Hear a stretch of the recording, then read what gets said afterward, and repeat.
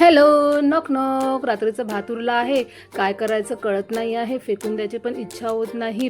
तर rice stick करून पहा. व्हिडिओ दाखवल्याप्रमाणे तुम्ही ही रेसिपी नक्की ट्राय करून बघा. अगदी सोपी रेसिपी आहे.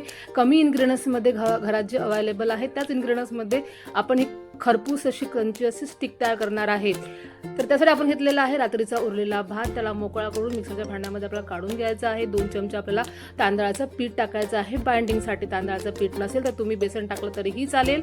सोबतच टाकणार आहे आपण हळद, तिखट, धनापूड, थोडंसं मीठ टाकायचं आहे कारण आपल्या भाताला मीठ असते, त्यामुळे त्या प्रमाणात आपलं मीठ टाकून घ्यायचं आहे. झाकण लावायचं आहे. हे आपल्याला पाणी न टाकता फिरवून घ्यायचं आहे.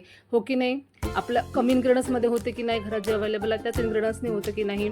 आता त्या झाडला गोळा काढायचा आहे. का प्लेटमध्ये कोथिंबीर घ्यायची आहे स्वच्छ धुवून, त्यामध्ये आपल्याला बारीक बारीक कट करून टाकायचे आहे. मस्त मिक्स करायचं आहे आणि व्हिडिओ दाखवल्याप्रमाणे तुम्हाला स्टिक तयार करून घ्यायची आहे. गोळा घ्यायचा आहे आणि हातावर अशा पद्धतीने तुम्हाला स्टिक तयार करून घ्यायचे आहे.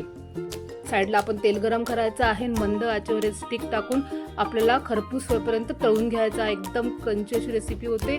खायला खूप टेस्टी लागते. मुलांना पण खूप आवडते. एकदम स्वादिष्ट अशी रेसिपी होते बघा. आणि टाकला आपल्याला स्टिक हलवायची नाही आहे. त्याला थोडंसं शिजू द्यायचं आहे. नंतर तुम्ही त्याला आलटून पालटून घ्यायचं आहे आणि त्याला मस्त कलर चेंज होईपर्यंत खरपूस होईपर्यंत तळून घ्यायचं आहे.